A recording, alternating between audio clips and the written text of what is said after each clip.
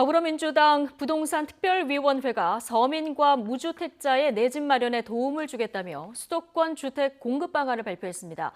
주택 가격의 10%가량만을 내고 거주할 수 있는 누구나 집을 인천, 시흥 등 6개 지역에 만여 가구 공급하겠다는 건데요. 취재기자 연결해 보겠습니다. 자, 김주영 기자.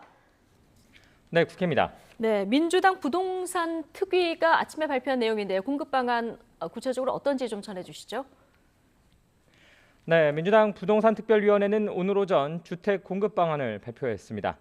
송영길표 정책으로 꼽히는 분양 전환 임대주택 누구나 집을 무주택 서민, 청년, 신혼부부에게 대규모로 공급하겠다는 겁니다. 누구나 집은 집값의 6에서 16%를 지급한 뒤 10년 동안 시세의 80에서 85% 수준의 임대료를 내며 거주하고 이후 입주 시 확정된 집값으로 분양을 하는 형태를 말하는데요. 구체적인 공급 지역은 인천, 시흥, 의왕, 파주, 화성, 안산 등 6곳이고 규모는 모두 합쳐 1,785가구가 공급될 예정입니다. 민주당은 이번 시범 사업 6개 지역 이외에 10여 곳의 지자체와도 협의를 진행하고 있다고 밝혔습니다. 이와 함께 민주당은 내일 정책의원총회를 열고 양도세와 종합부동산세 조정 여부와 수준을 결정한다는 방침입니다. 네, 이런 가운데 소속 의원 부동산 전수조사 문제로 당 안팎의 비판이 이어지던 국민의힘이 권익위 조사도 검토한다고요?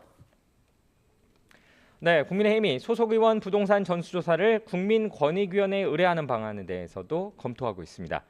국민의힘 추경호 원내수석부 대표는 YTN과의 통화에서 감사원에서 조사를 할 수 있는지 답변을 기다리고 있다며 정치적 편향성이 의심되지만 권익위 조사를 마다할 이유가 없는 만큼 권익위 조사 의뢰도 적극 검토한다고 밝혔습니다. 앞서 국민의힘은 권익위원장이 민주당 의원 출신이라는 이유 등으로 믿을 수 없다며 감사원 감사를 받겠다고 주장해왔는데요. 권익위 조사도 수용할 듯까지 보이고 있는 것은 당 안팎의 비판 여론이 점차 커지고 있기 때문으로 보입니다. 국민의힘을 제외한 다른 정당들은 국민의힘이 사실상 전수조사를 회피하고 있는 것이 아니냐고 비판하고 있습니다.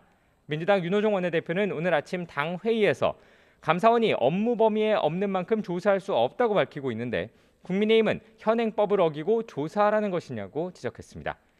당내 비판도 이어졌는데요. 국민의힘 삼선 장제원 의원은 감사원을 정치권이 의뢰하면 법에도 없는 일을 해주는 하청기관으로 생각하는 것이냐고 꼬집었고 오선의 정진석 의원은 당당하게 권익위 검증을 받아야 한다고 강조하기도 했습니다. 네, 공군 성추행 사망 사건의 파장도 좀 이어질 것 같습니다. 이와 관련해서 국회 법제사법위원회 회의도 지금 이어지고 있다고요? 네, 오늘 오전 10시부터 시작된 국회 법제사법위원회 전체 회의가 지금도 진행되고 있습니다. 서욱 국방부 장관과 군 수뇌부가 참석한 가운데 공군 성추행 사망 사건 관련 질의가 이어지고 있는데요. 서 장관은 유족께 돌이킬 수 없는 상처와 아픔을 남겼고 국민께 큰 심려를 끼쳐드려 매우 송구하고 무거운 책임을 통감한다며 어제에 이어 오늘도 거듭 사과했습니다. 이와 함께 오늘 법사위에서는 군 사법체계에 대한 진단과 개선 방안이 집중적으로 논의되고 있습니다. 군의 지휘권과 사법권을 분리해야 한다는 지적이 이어지고 있는 가운데 민주당은 군 수사와 1심 재판에서부터 민간 영역이 개입할 수 있도록 하는 방안까지 논의한다는 방침입니다.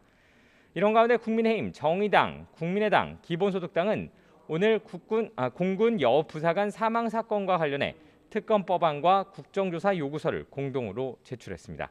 지금까지 국회에서 YTN 김주영입니다.